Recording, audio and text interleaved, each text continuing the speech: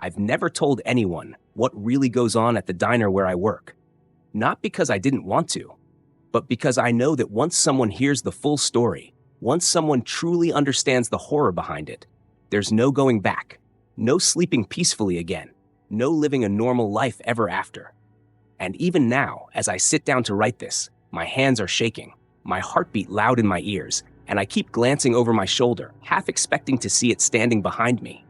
Because if you ever find yourself driving through the back roads of rural Idaho and you happen to stumble upon a rusted old sign that reads Crow's Nest Diner, home-style food and fresh coffee, I beg you, no matter how hungry you are, no matter how tired, lost, or desperate you might feel, just keep on driving, because stepping inside that diner means stepping into something far older, far hungrier, and far more evil than you can imagine. The only reason I've lasted this long is because I follow the rules. Yes, rules. Not just the usual safety stuff, like washing your hands or wearing gloves near the grill. I'm talking about rules that don't make sense, rules that make your skin crawl, rules that were never written by people, but handed down from those who've survived long enough to whisper them. And I know that sounds crazy. I know it sounds like the ramblings of some backwoods lunatic, but if you heard what I've heard, if you saw what I've seen, if you smelled what I've smelled coming out of the freezer when it gets too warm, then maybe, just maybe, you'd understand why we obey every one of those terrifying instructions without hesitation.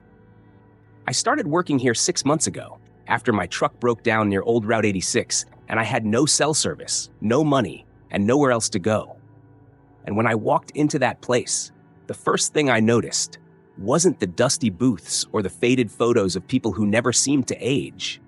It was the silence, like the walls were holding their breath.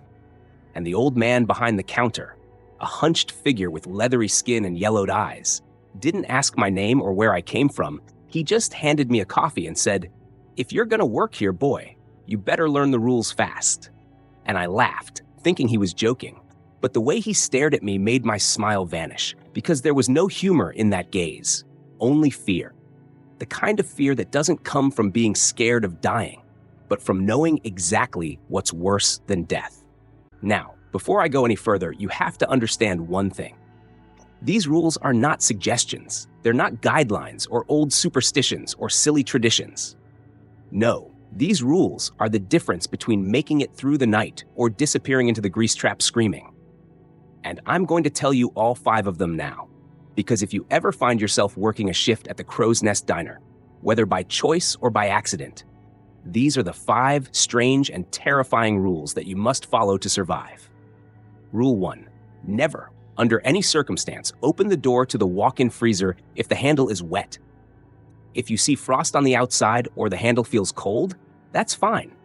But if the handle is wet, like someone touched it with a bloody hand or licked it with a frozen tongue, you turn around and walk away, because whatever's knocking from inside isn't asking to come out. It's begging for flesh. And once it smells yours, it won't stop knocking until someone opens the door or screams. Rule 2. If you hear a child laughing from the corner booth, do not look in that direction. Do not respond, and do not clean that booth until after sunrise. There are no children in this diner, not anymore, not since the fire that burned half the building in 1968. And if you look at where the laugh came from, you'll see something smiling back at you, something with eyes too large and teeth too long. And it will remember you the next night, and it will be waiting. Rule 3. When a man in a brown suit enters the diner and orders the special, give him whatever he wants, even if the kitchen is closed or you're out of food. He won't speak. He won't blink, and he'll never touch his plate. But if he's not served within 3 minutes, all the clocks in the diner will stop, and once that happens, he will take someone with him when he leaves, and that someone might be you. Rule 4. If the jukebox starts playing on its own, unplug it immediately and cover it with the black cloth under the counter. Do not let the song finish, especially if it's Blue Moon, because if you let it play all the way through, something will crawl out from underneath the tiles behind the jukebox, something that moves wrong and smells like burnt hair and old milk, and once it's loose, there's no putting it back. Rule 5. Never, ever write down the rules. You can memorize them, repeat them, whisper them to new hires, but if you ever write them down, on paper, on your phone, on the wall, It invites something. Something with long fingers and no face. Something that hates being named. And once it knows you're trying to remember the rules by writing them, it will come for you. And the worst part is, it'll make you watch as it makes you forget who you are first.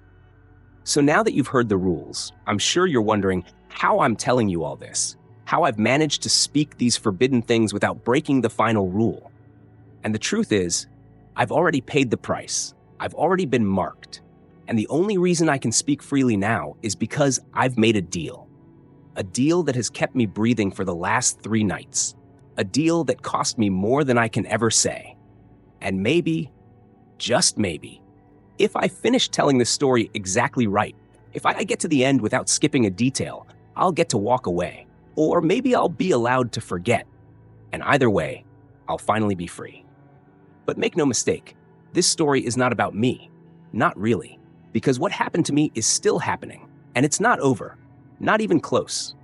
And if you want to know why the freezer sometimes cries, or why the man in the brown suit always stares at the ceiling, or what happened the night the power went out, and we all had to hide under the tables until the screaming stopped, you're going to have to stay with me until the end, because I'm going to tell you everything.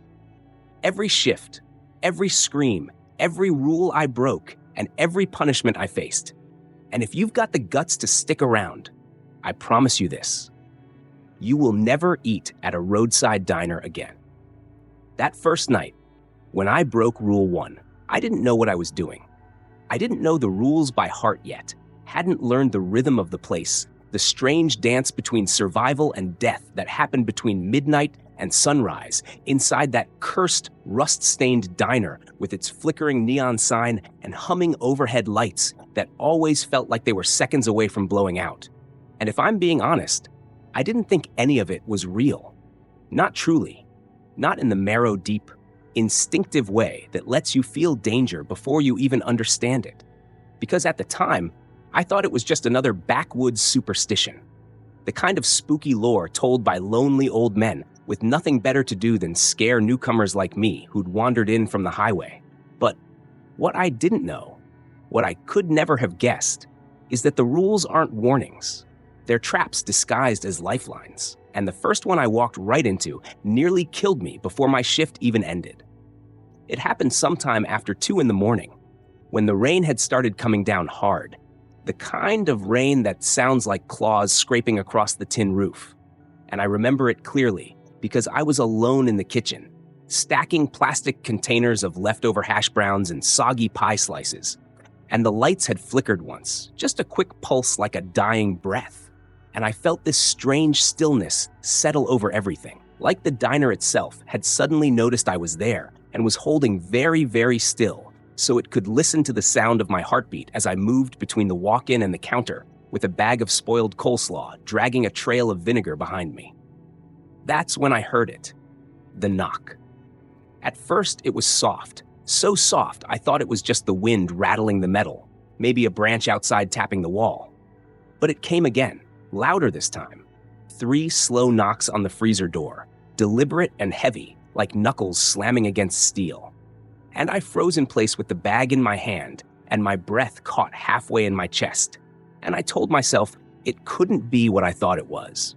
Because that freezer wasn't supposed to have anything in it tonight. It had been cleaned out earlier by Gus, the head cook, who'd muttered about getting ahead of things before the weekend. And besides, the last delivery hadn't arrived yet due to the storm, so there shouldn't have been anything inside. No meat, no milk, no boxes of frozen fries, and definitely no one alive. But then I heard the knock again, followed by a low, wet sound that I can only describe as crying. Not human crying exactly, not the kind that comes from pain or grief, but something colder, something empty and echoing, like the sound of sorrow that's been trapped in ice for too long and finally found a crack to seep through. And when I turned and looked at the freezer, the hairs on the back of my neck stood up like they were trying to rip free from my skin, because I saw it. The handle was dripping, glistening in the dim light with thick, clear droplets that slid down the metal and splashed onto the floor in slow, sticky plops that didn't melt, didn't freeze, didn't move right at all. I don't know what came over me then. Curiosity, stupidity, or maybe something deeper, something darker. Like the door itself was pulling me toward it, whispering in a language just below hearing, making my legs move before my mind could stop them. And I reached out with one trembling hand, fingers stretched toward the wet, gleaming handle, and just as my skin brushed the cold metal, a voice behind me growled, "Don't touch that damn door!"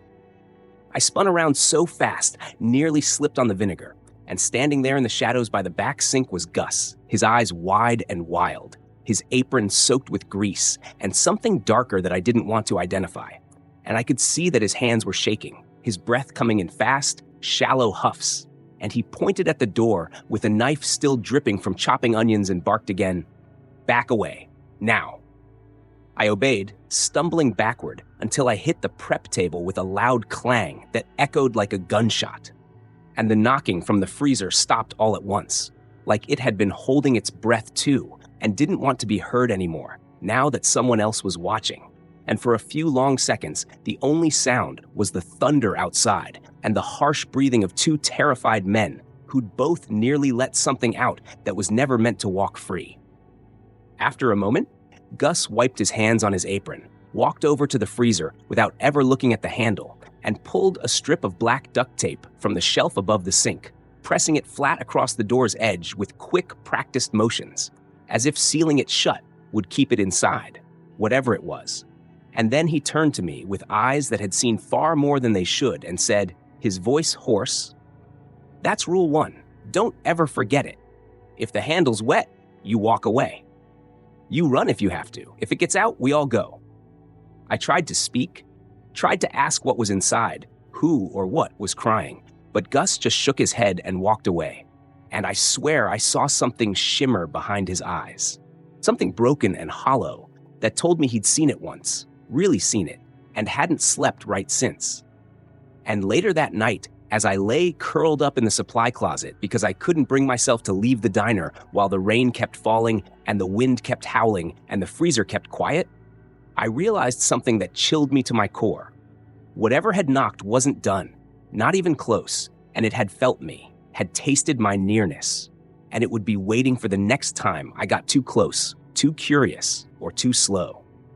The next morning, the handle was bone dry again, the floor spotless like nothing had happened, but the duct tape remained, thick and black and buzzing faintly, like something behind it was breathing through the seal. And I knew right then that Rule 1 wasn't just the first rule for a reason. It was the beginning of the end, the start of everything that was about to go wrong. Because breaking that rule didn't just wake something up, it marked me. And from that moment on, I wasn't just another fry cook pulling graveyard shifts. I was a name it had learned, a scent it remembered, and a soul it now wanted for its own. And the worst part? It would not be the last rule I broke. Not by a long shot. The very next night, almost like the diner itself could sense my growing fear, the air inside felt heavier than usual, thick and soupy, like invisible fingers were pressing down on my lungs. And as I stood behind the counter trying to breathe past the weight on my chest, I realized that something was watching me. Not someone, not a person or a customer, or even a shape I could put words to, but something real enough that it made my hands tremble when I picked up the coffee pot.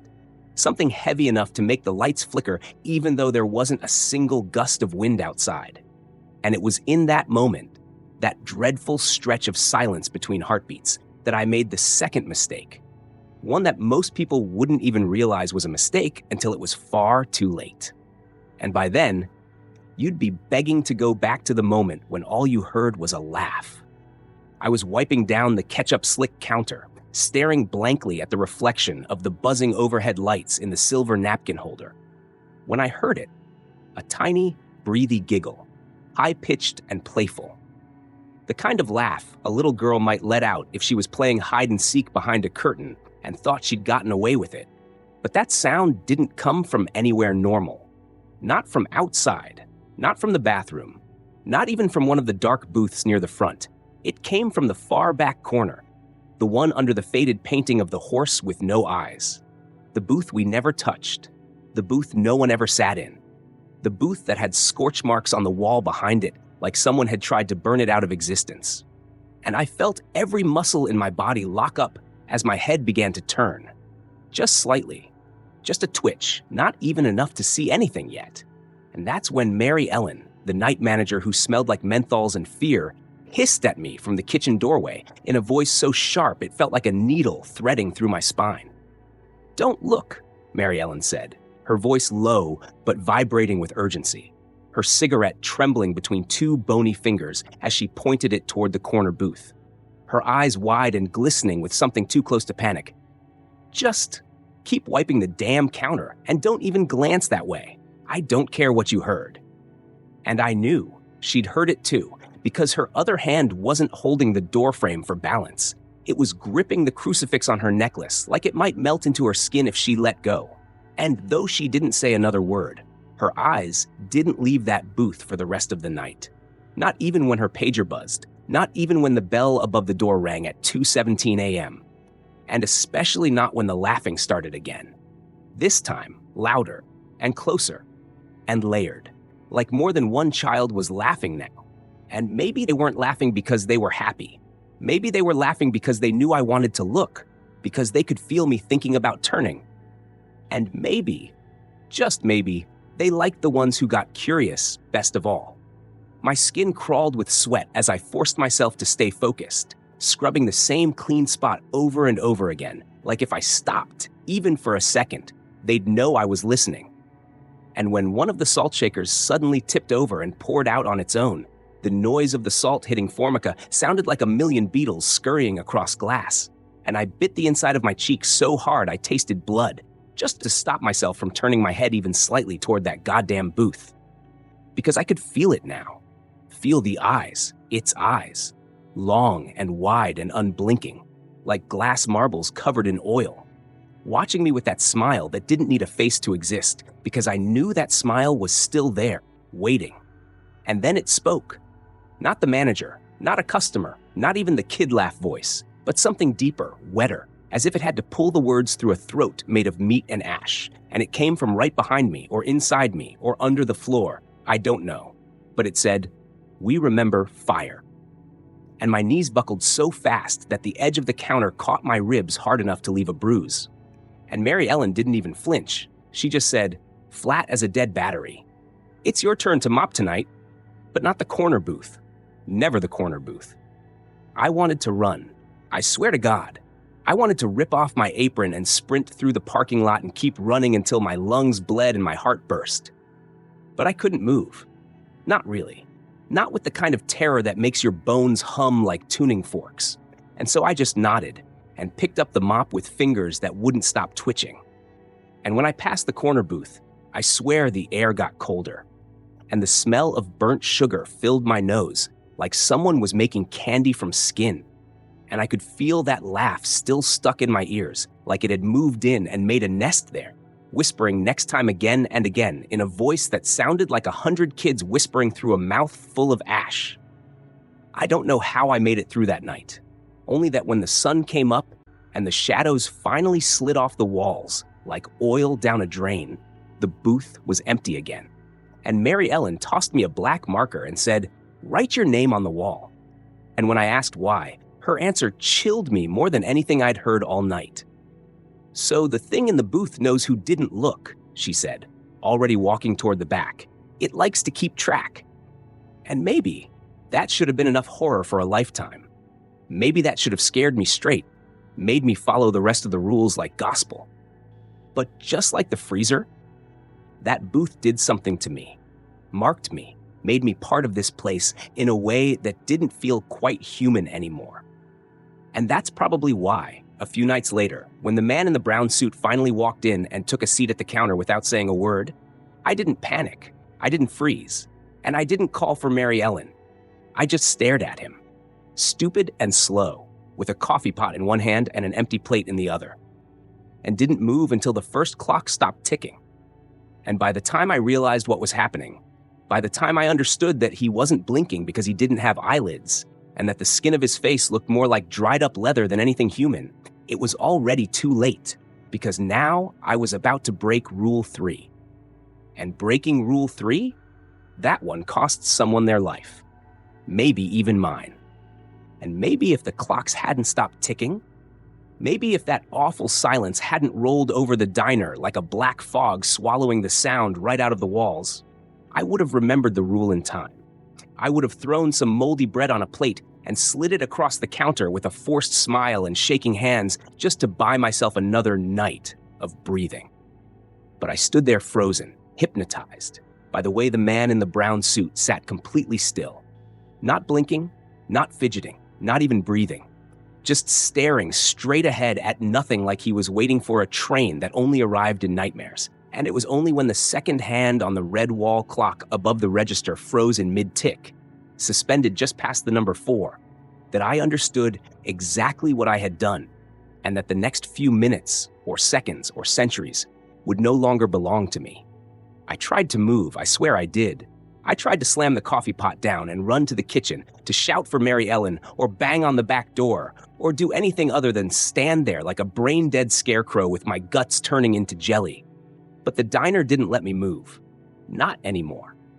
Because when the clocks stop, it's like time gets braided into a noose, and it wraps itself around your spine and your soul and yanks everything still, holding you in place while he decides who has to go. And the man in the brown suit didn't need to speak to make his choice known, not when his head turned just slightly, just enough to tilt toward the booth behind me.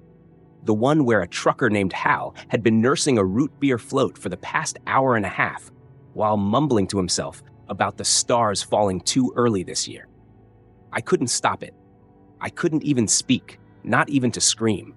As the temperature in the diner dropped 10, 20, 30 degrees in seconds, frosting the tips of my eyelashes and making the salt shakers crack with tiny hairline fractures.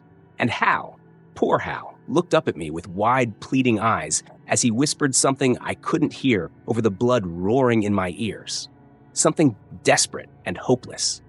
And then the man in the brown suit simply stood, and when he did, the lights overhead blinked out one by one like candle flames snuffed by invisible fingers. And all I could see in the dark was that thin, dry silhouette walking toward Hal's booth like gravity didn't apply to him anymore. And then it happened, so fast and so slow all at once, that I'll never forget it for as long as whatever remains of my mind still works. Because when the man in the brown suit reached Hal, he didn't touch him, didn't say a word, didn't even look at him directly. He just leaned down close enough that his face nearly brushed Hal's.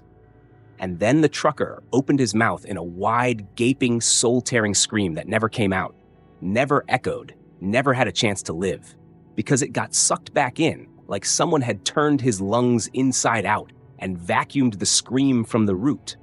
And the sound of silence after that moment was the kind of silence you only hear inside coffins or deep beneath the ocean, or maybe between heartbeats, when death is deciding whether or not it wants you. The man in the brown suit straightened back up, adjusted his lapels like he'd just finished a business transaction, and walked slowly, so damn slowly, toward the door. And with each step, the clocks around the diner twitched once, then again, as if time itself was shivering back into motion after being pinned down.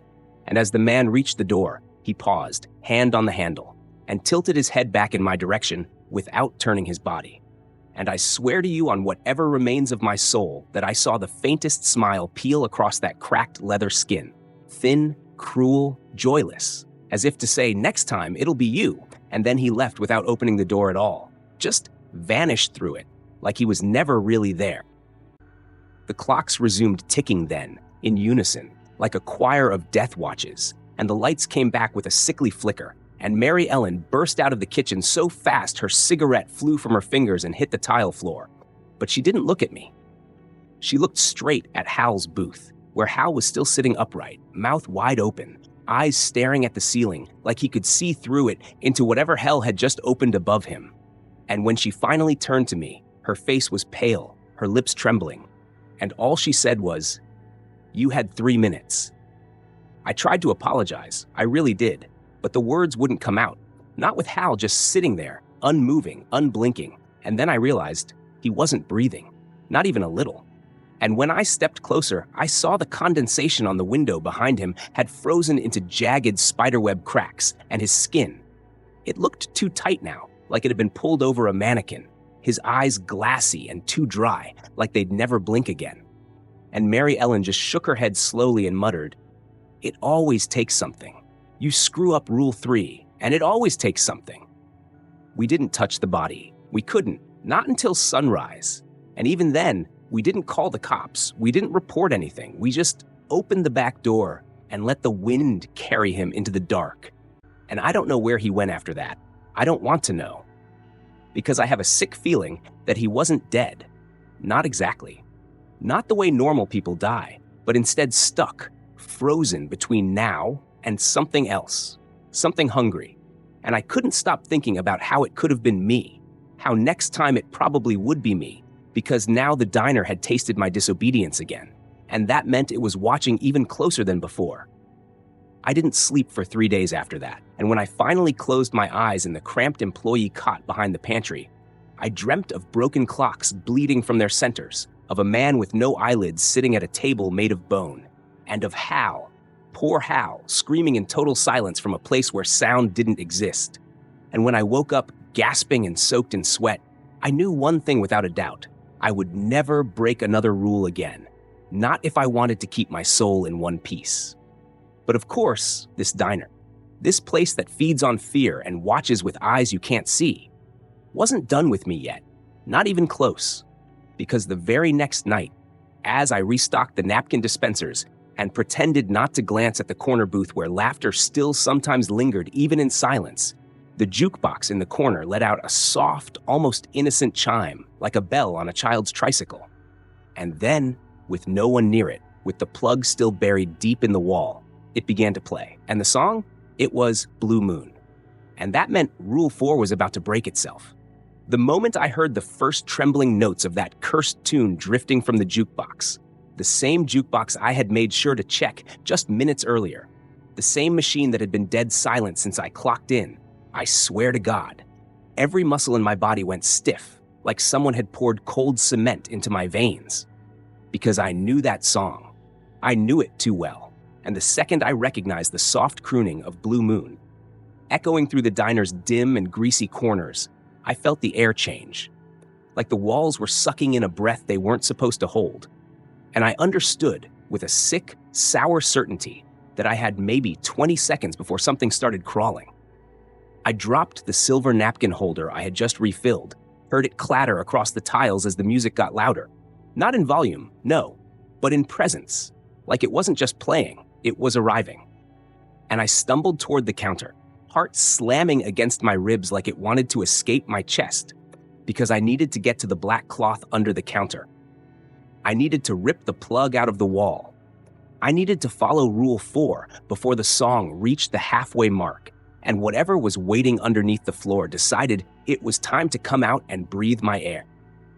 But as soon as I reached the end of the counter, just as my fingers brushed the corner of the cloth tucked beneath the napkin stacker, the floor beneath the jukebox let out a sound that I still hear in my sleep, a wet, slurping noise, like something dragging a slug-slick body across broken glass, followed by a low groan, like wood under unbearable weight, and then a single tile, cracked and yellowed with age, twitched. It didn't slide, didn't pop or shatter. It twitched, like something underneath was pushing it with fingers that didn't bend the right way. And then it twitched again. I yanked the cloth with both hands, nearly tripping over myself as I ran to the jukebox, which was now humming like a living thing, like it had lungs, and they were filled with dust and rot. And as I grabbed the edge of it to unplug the cord, I realized the worst part. The cord was already out, had been out the whole damn time, dangling limp behind the machine like a dead tail. And the music hadn't stopped, not even for a breath. It kept playing. I screamed, I think. I'm not proud of it, but I'm sure I did. And threw the black cloth over the jukebox with shaking hands, feeling the vibrations of the song through the thin layer of fabric, like a heartbeat that didn't belong to any human. And just as I did, the tile behind the jukebox snapped, not broke, snapped, like a dry chicken bone, and a smell rolled into the room that almost knocked me flat. Something like scorched fur and soured milk left in a plastic bag under the sun, thick and rancid and old in a way that made my teeth ache. Something was coming. I couldn't move, couldn't scream again, couldn't even close my eyes. I just stood there, clutching the edge of the counter as the floor buckled and a hand slithered out from between the tiles, a hand with too many joints and skin that glistened like boiled meat. each finger tipped in cracked yellow nails that tapped the tile like it was learning to type. And then another hand followed, this one dragging behind it a wrist that bent sideways, and from somewhere beneath the floorboards, something made a sound I've never heard since. A rasping, cackling giggle, like a ventriloquist dummy choking on blood. That broke me out of it. I backed away, fast, eyes locked on the thing rising from the ground, now halfway out, its shoulders dislocated and wet-looking, its head still hidden in the dark space beneath the diner's cracked foundation. And I turned and ran behind the counter, heart skipping so many beats I could barely tell if it was still beating. And I did the only thing I could think of. I grabbed the old fire extinguisher off the wall and hurled it at the jukebox. The jukebox didn't shatter, it screamed. The cloth flew off like it had been yanked by invisible hands. The music cut out in an instant, like a wire had been sliced. And the thing behind the tiles let out a howl, not loud but low, deep enough to make the floor vibrate and the windows tremble in their frames. And with a final spasm, it slid back beneath the tiles like someone dragging a soaked mop across linoleum, leaving behind only the smell and a thin trail of black slime that hissed and sizzled when it touched the air. I stood there for a long time after that, not moving, not blinking, just listening. Listening for anything that might tell me it wasn't over yet, that the song might start again, that the thing might come back for what it almost had. But the diner was silent again, eerily so, like the air itself was trying not to breathe too loud. Mary Ellen came in not long after that, her face drawn and pale, like maybe she already knew something had happened. And when she saw the slime trail behind the jukebox and the scorched edges of the cloth, she didn't say anything for a long time. Just nodded once and disappeared into the back, probably to make another pot of coffee, or maybe to cry, though I never did hear her do either. She came back a few minutes later with a small wooden box, the kind that looked like it belonged in a church basement or a dusty attic. And without a word, she opened it and pulled out a new cloth. This one darker than the last, almost pitch black with a strange red stitching across the hem that I didn't want to read too closely.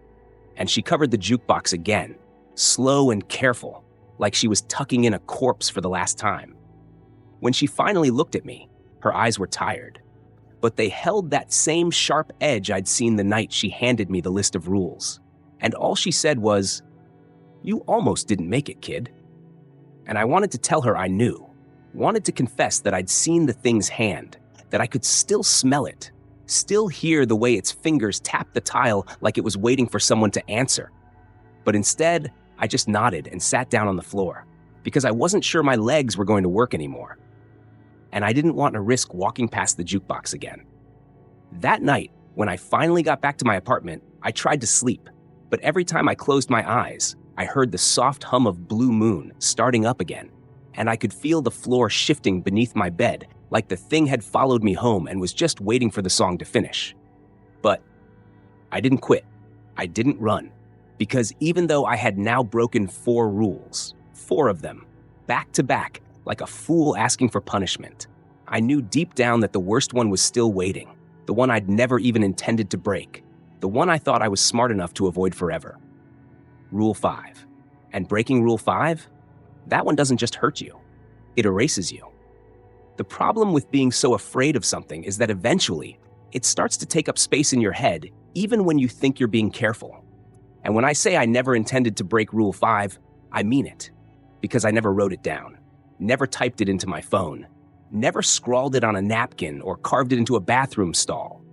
Not once, not ever. But I thought about it.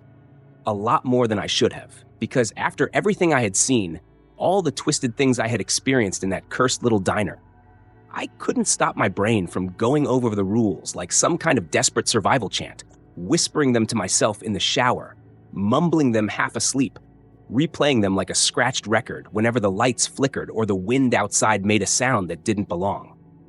And I think maybe that's what did it. Maybe thinking too hard was close enough to writing. Maybe it was the intention that counted, because what happened next didn't feel like punishment for an accident. It felt like something had been waiting.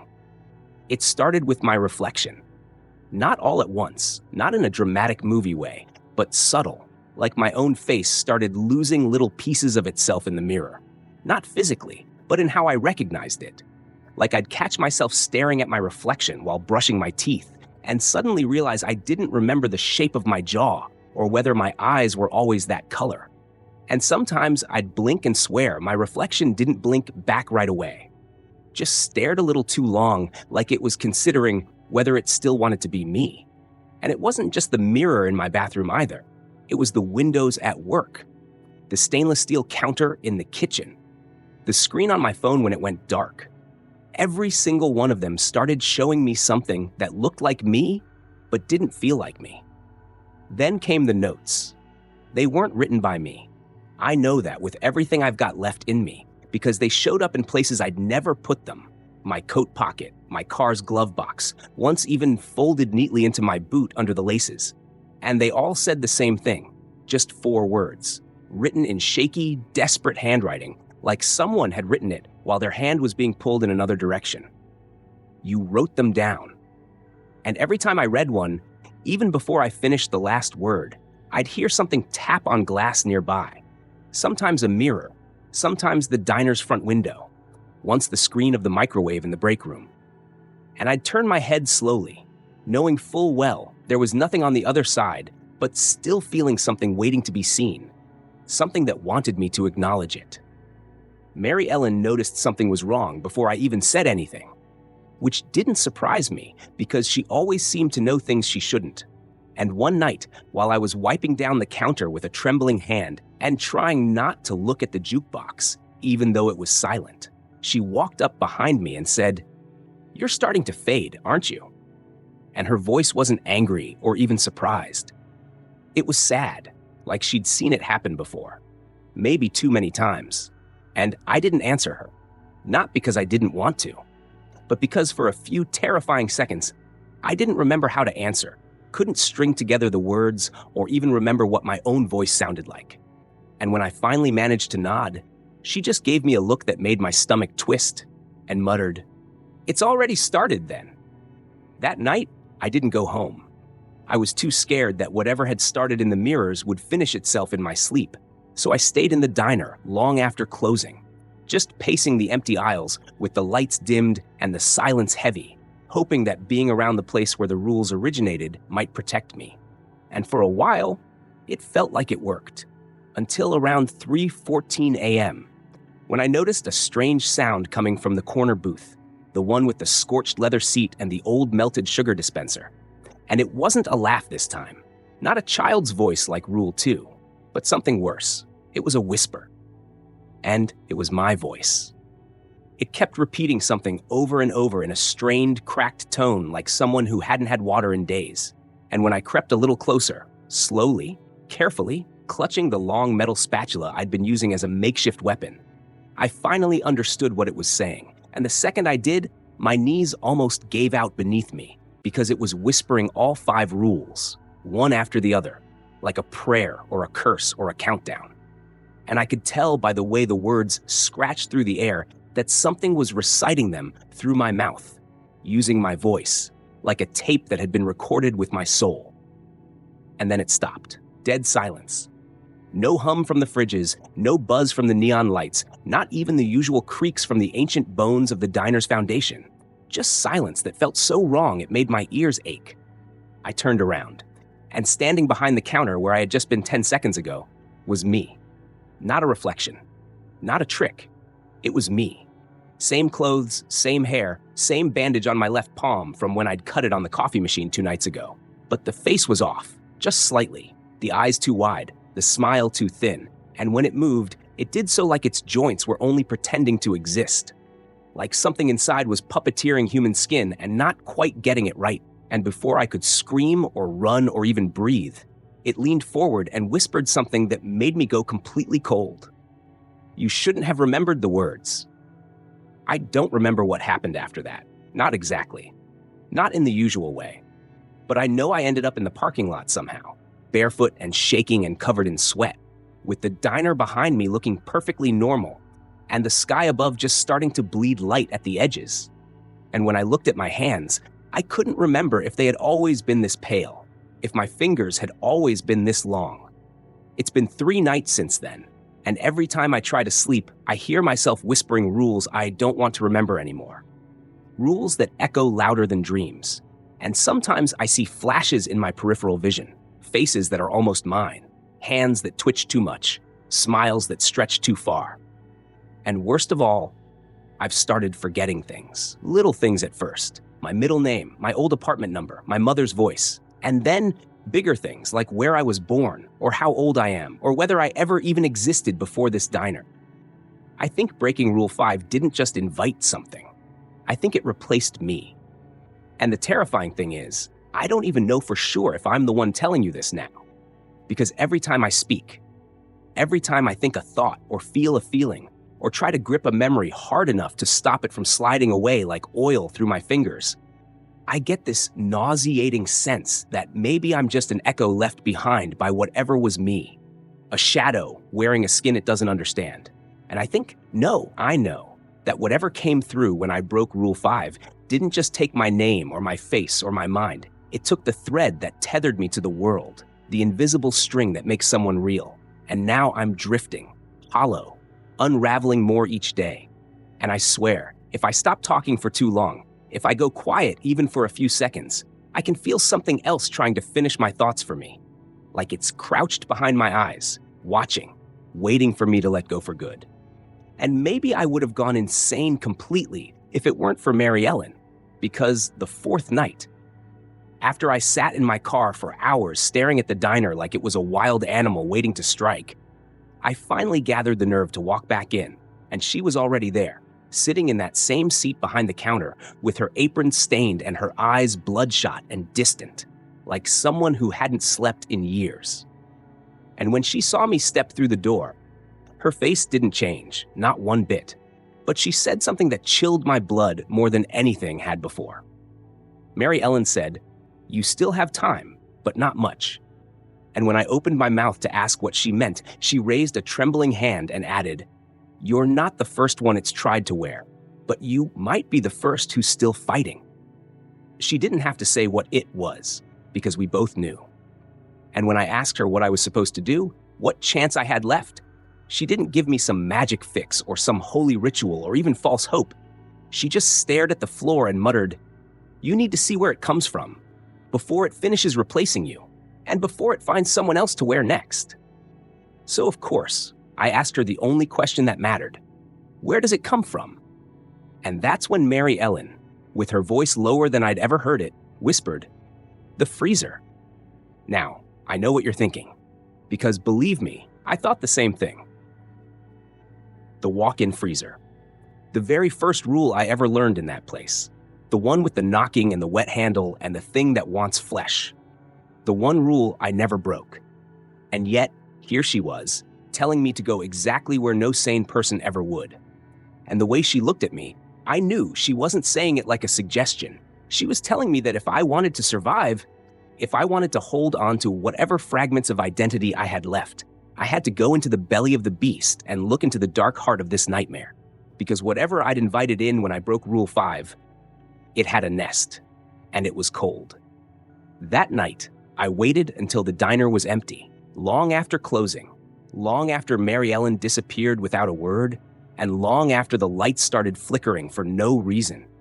Because I knew if I was going to do this, I had to do it alone, and I had to do it fast, before the thing inside me got strong enough to stop me. And even as I stood in front of the freezer door with my breath fogging up the air and my hands shaking worse than they ever had before, I reminded myself of the rule: don't open it if the handle is wet. So I reached forward with one hand and touched the metal. It was dry. Ice cold, but dry. No blood, no moisture, no sign that anything had licked or clawed or cried from the other side. And even though every bone in my body screamed for me to turn around, to run, to scream and cry and curl up into a ball until the sun came up, I gritted my teeth, counted to 3, and opened the door. The cold hit me like a physical force, like stepping into a grave filled with broken teeth and whispered regrets. And even though I couldn't see more than a few feet ahead because of the swirling mist that rose off the floor like dry ice, I took a step inside, then another, then another. And that's when the door slammed shut behind me with a metallic clang so loud it felt like the end of the world. I spun around, but I couldn't find the handle. There was no handle, just smooth metal, as if the door had vanished the second I entered. And then I heard it. Not knocking, not banging, but breathing. Deep, slow, labored breathing, like something massive and ancient was slumbering nearby. And every second I stayed inside, I felt my skin grow tighter, like my body was being wrapped in invisible twine, and my thoughts started slowing down like molasses. My memories slipping further away, and I realized with dawning horror that the freezer wasn't just cold. It was hungry. Hungry for me, for my thoughts, my soul, my everything. And as I stumbled through the fog, my hands brushing against frost-covered crates and rusted shelves, I saw shapes moving just beyond the mist. People, or maybe reflections, or maybe just fragments of everyone who'd ever been replaced. And some of them looked like me, and some of them were me.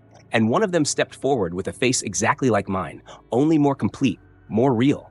And it said, "Go back. You can still fight it, but you have to leave something behind." I didn't understand what that meant, not until I looked down at my hand and realized I couldn't remember which one was real anymore, the one I was using or the one I was seeing. And the more I stared, the more I understood that whatever lived in the freezer, it could copy you so perfectly that eventually even you didn't know which version was the original. So I ran, blind, screaming, desperate, and somehow, by some miracle or curse or twist of the thing's game, the door was suddenly there again, handle and all, and this time, it was wet. But I didn't care. I grabbed it, I pulled, and the last thing I heard before I escaped was the voice of something old and cold and furious howling behind me, in a voice made of ice and rage. "You left the wrong one." And when I fell out onto the kitchen floor, gasping and sobbing, I looked up at the stainless steel oven door across from me, and I saw nothing. No reflection at all. And that was the moment my heart sank deeper than it ever had before. Deeper than the pit in my chest when I'd seen the frost-covered shape behind the meat crates, or the echo of my own voice whispering rules I hadn't said aloud. Because there's something especially bone-breaking about staring at your reflection and finding nothing there, not even the faintest outline of a face or the shimmer of movement behind glass. And as I crawled back against the counter with my head pounding and the kitchen lights flickering like they were laughing at me, I kept blinking hard, hoping, begging, really, that it was just a trick of the light or exhaustion, or maybe even brain damage from the cold. But every time I looked back at that oven door, it stared right through me with a blank, metallic gaze that confirmed the sickest truth of all. I wasn't there anymore. I wasn't me anymore. And the longer I sat there shaking with cold and confusion and this buzzing terror that had nested deep beneath my ribs like a hive of hornets, the more I started to feel that strange sensation again. The one I thought I'd left behind in the freezer. The sense that something was inside my skin that didn't belong. Something shifting just out of sync with my bones. Like an echo lagging a beat too late. Like my shadow was thinking for me. And every time I reached for a memory, it pulled away like a spider crawling under a tile, fast and wrong and mocking. And that's when I heard Mary Ellen's voice behind me, so quiet and hoarse it barely sounded like her at all, whispering, "You came back, but it didn't." I turned so fast I nearly dislocated my shoulder, but there she was, standing by the pantry with her eyes hollow and red, like she hadn't slept since before the fire in '68, and she wasn't looking at me. She was staring through me, like she saw whatever was left behind after the freezer had its way with my soul. And her hands were trembling again, curled against her chest, like she was holding in a scream. And before I could say anything, before I could ask what she meant or what I was supposed to do, she spoke again. And this time her voice cracked in the middle like a twig snapping in deep snow. "I told you it would try to wear you." I tried to explain. Tried to stammer out the nightmare I'd walked through, but she just shook her head, slow and tired, and said, "It doesn't want your memories. It doesn't want your voice. It wants your place. And if you don't take it back soon, you won't even remember what being human feels like." And that's when the front doorbell jingled. Once, twice, then a third time. Not the usual cheerful ding-ding either. It rang slow and sharp, like a broken music box winding down its last cursed tune, and the air turned sour in my throat like copper and mildew. And even though I couldn't see past the kitchen door, I knew what had just walked in. I felt it in the marrow of my bones. The same way animals know when lightning is about to strike or when a predator is staring at them from the shadows. And Mary Ellen grabbed my wrist so hard I felt bones shift and whispered, "Don't move, don't speak, don't even breathe too loud. It's him." I knew who she meant before she said it. Rule 3. The man in the brown suit.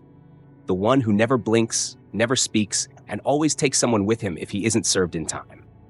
I hadn't seen him before, not in person, but I'd heard the others whisper about him in the back room when they thought I wasn't listening. Heard how on one night back in 1983, a waitress named Lillian had ignored the rule and forgotten to bring him the special. And when the clocks all stopped at once, she screamed so loud it shattered the sugar shakers on every table. And when the bell rang as he left, so did her body, vanishing mid-scream. Her shoes still smoking by the register, her name erased from every schedule, every memory, every pay stub, like she'd never existed at all. So I stayed still, completely still. Even though my skin itched and my blood screamed, and the thing inside me, the thing I'd brought back, was writhing just beneath the surface like it hated the silence, like it wanted to be seen by him. And through the small slit between the kitchen doors, I saw him. He wore a brown suit that looked older than time itself, dusty and faded, but somehow spotless, like rot in reverse. And his face, God, his face, it was smooth and blank like polished wood, like a puppet by something that had never seen a real human being. And he sat at the counter without a word, placing one gloved hand gently on the table and staring straight ahead, not blinking, not breathing, just waiting. And the second he placed his hand down, every clock in the diner stopped. I heard it, like the second hand of time got its neck snapped. Tick, then silence. Even the hum of the fridge and the faint whir of the fan above the grill died away, replaced by a stillness so complete I thought I'd gone deaf. Until I heard the faintest click, like a knife being unsheathed behind my ear, and Mary Ellen hissed, "We have 3 minutes." I had no idea what to serve him. The grill was cold, the freezer off limits, and the thing in the storeroom hadn't been fed in days. But Mary Ellen was already moving, fast and focused, pulling a plate from under the counter and placing something onto it. Something I couldn't see, something she handled with thick black gloves like it would bite her if she touched it wrong. And as I watched her shuffle toward the counter, like she was offering a sacrifice to a god that demanded obedience over blood, the thing inside me twitched. And for the first time since I'd escaped the freezer, I felt it, really felt it, squirm inside my chest like it was waking up for the first time, stretching its stolen limbs and trying to look out through my eyes. And I realized with mounting horror that the presence of the man in the brown suit was doing something to it. Like his very existence disrupted whatever hold it had on me. Like he was an anomaly in the nightmare, a glitch in the dark rules of the diner. And maybe, just maybe, he was the key to driving it out. So I did something stupid, something desperate. As Mary Ellen placed the plate in front of the man in the brown suit with shaking hands, I stumbled out of the kitchen and stood right behind him. I didn't say a word, didn't blink, didn't breathe, just waited. And slowly, the man in the brown suit turned his head, mechanical and perfect, and looked through me with eyes that weren't eyes at all, just voids shaped like where eyes should be. And he reached out one gloved finger and tapped the plate once. Then he whispered something so quiet, I wasn't sure I heard it right. He said, "You are wearing something that isn't yours." And as soon as the words were spoken, the clock started ticking again, the lights flickered back to life, and the front doorbell chimed as he stood and walked out without another glance. But when I looked down at the counter where he'd sat, I saw a smear of black sludge where his hand had rested, and it was moving. And behind me, Mary Ellen whispered, "He didn't take anyone this time, but he left you a warning." And I didn't want to turn around. I didn't want to see what was moving behind my eyes. Because I knew, it was almost done becoming me. And as I stood there with my breath locked inside my chest like it had been chained to my ribs and sealed behind a wall of ice, I could feel something curling along the back of my neck, like a damp finger tracing a symbol I couldn't understand. A shape that wasn't just cold but empty.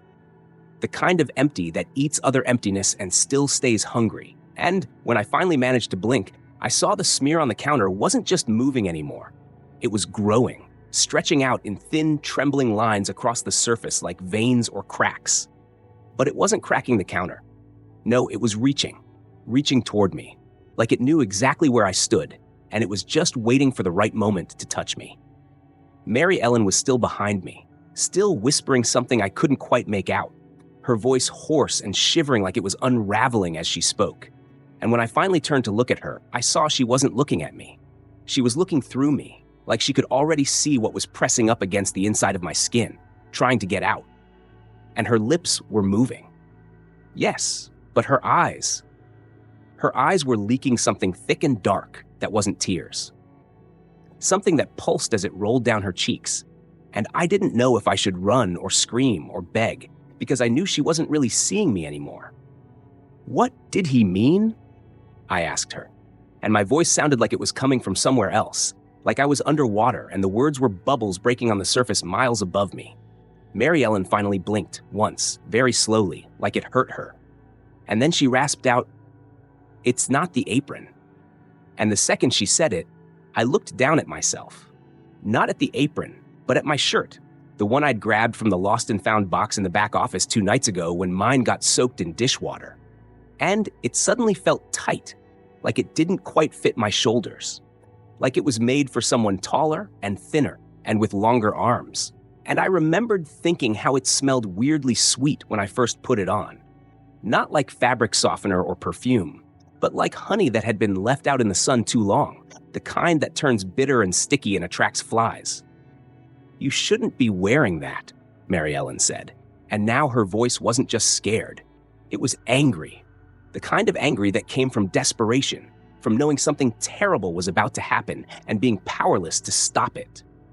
I wanted to rip the shirt off right there, tear it into pieces and burn it in the sink, but I couldn't move, not because I was frozen, but because something inside the fabric held on. Like the seams had fingers and they were gripping me from the inside. And when I reached up to the collar, I felt something pulsing beneath it, like a second heartbeat, but it wasn't mine. That was when the jukebox came on. Not a soft whir or a sudden click, but a scream of static so loud the fluorescent lights in the ceiling burst in a shower of sparks. And the sound that followed wasn't Blue Moon. No, it was something older, something without words. A scratchy melody played on instruments I didn't recognize. And from the corner of my eye, I saw the tiles behind the jukebox bulge, like something beneath the floor had slammed its hand against the underside. And the walls began to breathe, slow and heavy and damp. Like the building itself was waking up. I dove for the counter and yanked the black cloth out from underneath it, my hands shaking so hard I nearly dropped it. And when I turned toward the jukebox, I saw that something had already started to emerge from beneath it.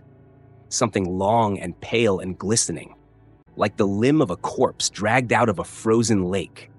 And even though it had no eyes, I knew it could see me. And it recognized me. I didn't hesitate. I ran toward it and threw the cloth over the jukebox, smashing the off switch and yanking the plug from the wall with so much force it ripped a chunk of the socket out with it. And for one terrifying second, the music kept playing. Then it stopped. Everything went silent again, except for the sound of the tiles slowly sinking back into place. I backed away, breathless and shaking, and I saw Mary Ellen crumpled on the floor behind the counter, her hands over her ears, her mouth open in a silent scream. And something inside me broke, because I realized this wasn't just about me anymore. Whatever had attached itself to me, whatever I'd invited in by wearing that cursed shirt, it wasn't going to stop with me, and I wasn't sure I could keep the rules anymore. Not with how they were changing, warping themselves around me like vines around bone. I knew I had to go to the back, to the walk-in freezer. Even before I turned around, I could hear it. The knocking, soft and rhythmic, like a fist made of ice tapping against the metal door with just enough pressure to crack glass. And it wasn't frantic anymore. It was patient, and that was worse, because it meant it knew. And as I stepped into the hallway, each step squelching on a floor that was somehow wet without being damp, I felt a heat rising in the air that didn't belong. a sticky, humid heat that clung to my skin and carried with it the scent of rust and meat and something far older, something that didn't belong in a diner or a town or even a world made by hands. When I reached the freezer door, I didn't have to touch it to know the handle was wet. It was dripping, red, like blood that had been frozen and thawed too many times. I didn't open it. God help me, I almost did, but I didn't. Instead, I whispered the rules to myself, like a prayer or a spell or the last thoughts of a dying man. And when I got to the last one, Rule 5, I felt something inside the wall behind the freezer shift, and I realized the worst thing of all. Someone had written the rules down. And it wasn't me, because now they were carved into the inside of the shirt I was wearing, etched into the seams with something sharp and burned in with something black. And as I stood there, shaking and sick, I heard a voice from behind the freezer door, one that sounded like mine, but hollow and wrong. And it said, "I remember now." And the handle turned on its own. The sound it made was unlike any metal-on-metal noise I'd ever heard in my life, because it groaned slow and deep like something ancient waking from beneath the earth, like something that hadn't moved in decades, but was now stretching its bones for the first time. And as that wet, glistening handle turned with a slurp and a click, my knees locked and my heart crawled up into my throat like it didn't want to witness what came next. And I could feel every hair on my body standing so stiff and sharp, it felt like needles pushing out through my skin. Because whatever was behind that freezer door wasn't just cold or dead or wrong. It was familiar in a way that made my insides twist and scream, like I already knew what it was. Like some buried part of me had seen it before in dreams I never remembered when I woke up. The door creaked open just an inch, just a crack, but the light in the diner shifted instantly and completely, turning the yellow fluorescence into something gray and sickly, like the world had been drained of color. And the smell, God, the smell, it came spilling out in wave, this impossible mix of rotting meat and burning teeth and something that smelled like my childhood fear of the dark. And I knew in the kind of way that doesn't leave room for hope, that if I let that door open any further, even by a sliver, I wouldn't be standing here anymore. I'd be in there on the other side with it. But I didn't move, not because I was brave or stupid or curious, but because I couldn't, because my body wouldn't answer to me anymore. And my hands were trembling at my sides like they belonged to someone else entirely. And then I heard it again. The voice, my voice, but not. It came through the crack in the freezer, soft and low and filled with hunger that wasn't mine, but somehow knew me inside and out. And it said, "You wore my skin, now I get to wear yours." I screamed. At least, I think I did. But it came out silent and strangled, and then the lights above me shattered in a single sharp pop like glass exploding underwater, and something flickered past the corner booth where the laughing used to come from. Something with too many legs and too wide a grin. And it laughed too. Not like a child anymore, but like something old, pretending to be young. Like it was enjoying this. Like they all were watching now, because they knew it was the end. And that's when Mary Ellen, who had been silent for far too long, let out this horrible, cracked sob from behind the counter. A sound that scraped down my spine like a blade, and she screamed. "He didn't leave the shirt behind by accident. He marked you. He switched you, don't you see? That thing in the freezer was you, the part that remembered before you were scrubbed clean, before the rules burned it out."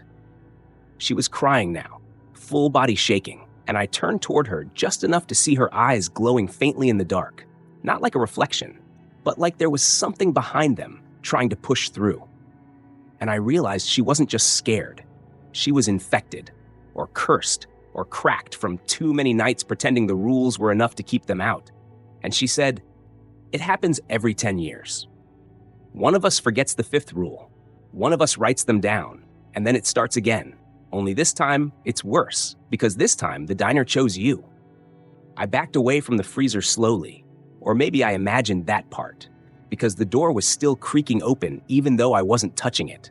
And something thin and white and long as a man's arm reached out from the shadows beyond it, dragging along the tile with a sound like fingernails through wet paper. And then a second arm came, then a third. And then I saw the face, my face, but stretched wrong, eyes too far apart and mouth too wide. and it was grinning in that slow, melting way, like it was remembering how smiles worked. It said, "I don't need to take your body.